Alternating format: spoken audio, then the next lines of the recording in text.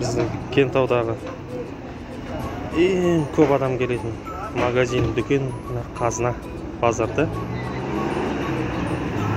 Бұл жерде азық-түлік бәрі арзан, сондықтан жұрттың бәрі осы жерге келеді. Мысалы, базарда орналасқан Яссауи көшесінің қазына деген магазин. Кентаулықтар білмейтін кентаулық жоқ шығар бұл магазин. Кентаудан, оның төңірегіндегі ауылдардан келіп осы жерден азық-түлік, порошок, сабын, тамақтарын, еттерін бәрін осы жерден береді.